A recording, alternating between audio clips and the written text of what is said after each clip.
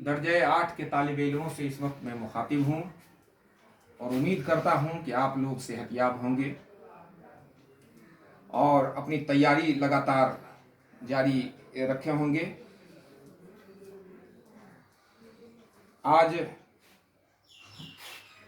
आपके सामने आपके निसाब में शामिल एक ऐसी शख्सियत का हम जिक्र करने जा रहे हैं जो बड़ा मज़ाहिया किरदार है और आप उनको पढ़ेंगे जिनको अखज़ किया गया है, किसी इदारे के जानिब से लिया गया है। कहीं से अखज़ करना माने कहीं से लेना, माखूज़ करना। ये उसका उन्वान है कपड़ों की दावत। ये कपड़ों की दावत से ही आपको अंदाज़ा हो रहा होगा कि किस तरह से इस कहानी का सिलसिला चला होगा। हमारे भी समाज में बहुत सारे लोग ऐसे होते हैं जो कुछ मज़ाहिया कैरेक्टर के होते हैं, मज़ाहिया किरदार के होते हैं। मज़ाहिया का मतलब ये कि हंसोड़ टाइप के, यानी हंसमुख टाइप के, हंसाते भी हैं, हंसते भी हैं और अपने किरदार से लोगों को मुतासिर भी करते हैं। ऐसी ही शख्सियत में एक नाम आता है नासिरुद्दीन का।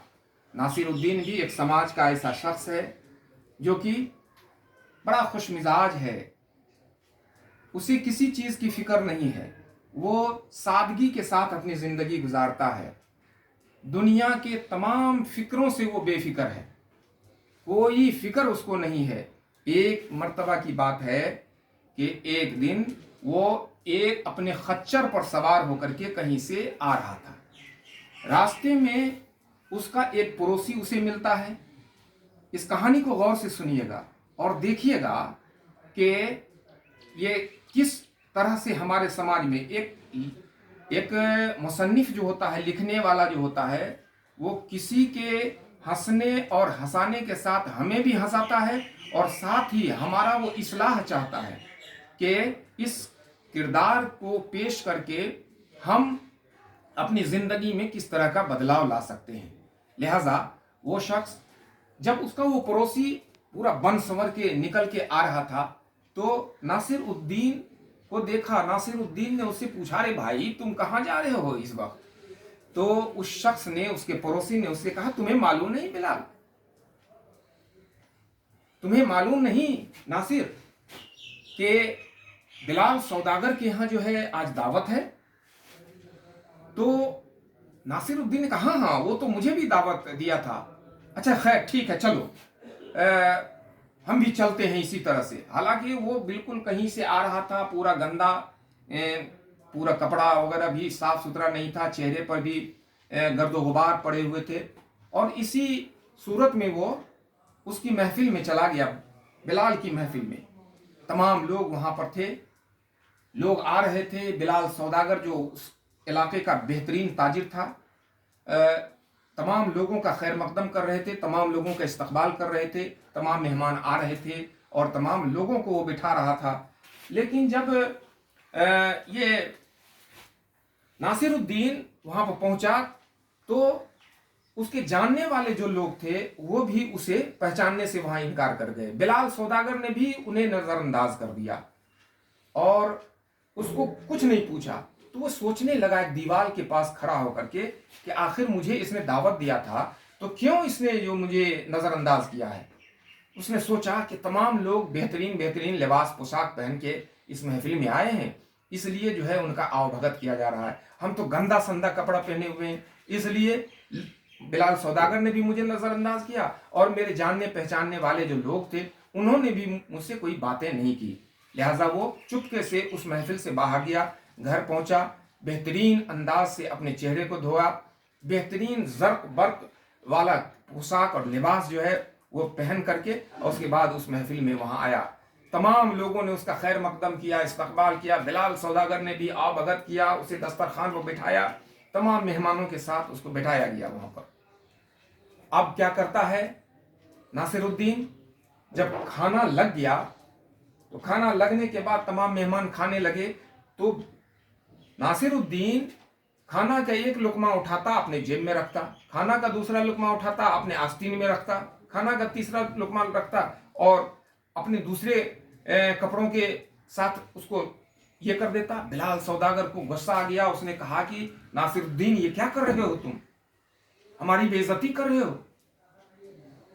तो ये नासिरुद्दीन ने हंसते हुए कहा कि भाई तुम मुझे दावत तो दिए नहीं, तुम तो मेरे कपड़ों को दावत दिए। यहाँ तमाम लोग जो जर्क वर्क लिबास पहन करके आए थे उनको तुमने दावत दिया था, मुझे तो तुमने पहचानने से भी पहली मर्तबा इनकार कर दिया। जब मैं बेहतरीन लिबास और पोशाक पहन के आया हूं तब तुमने मेरी खातिर और मदारात की है, लिहाजा तुमने मेरी कदरदानी नहीं की, मेरे कपड़ों की कदरदानी की, इसलिए मैं कपड़ों को ये खाना खिला रहा हूं। हक इस कपड़े का बनता है खाना खिलाने का।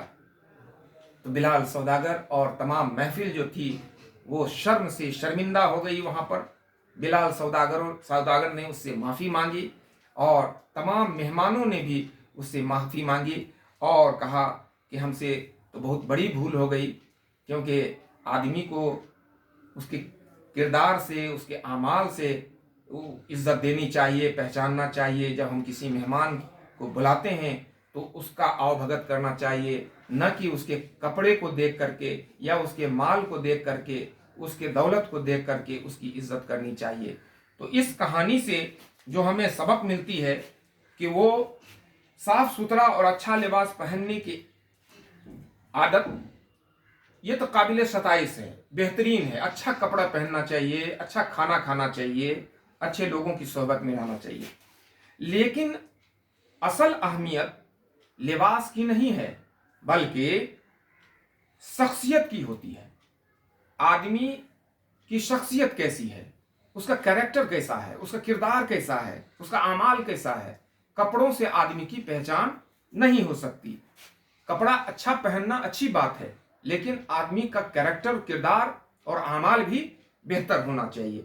इसलिए सिर्फ लिबास की बुनियाद पर किसी से अच्छा या बुरा सलूक करना नापसंदीदा अमल है। यही इस कहानी का लब्बे लबाब है और इस कहानी से हमें यही सबक मिलता है।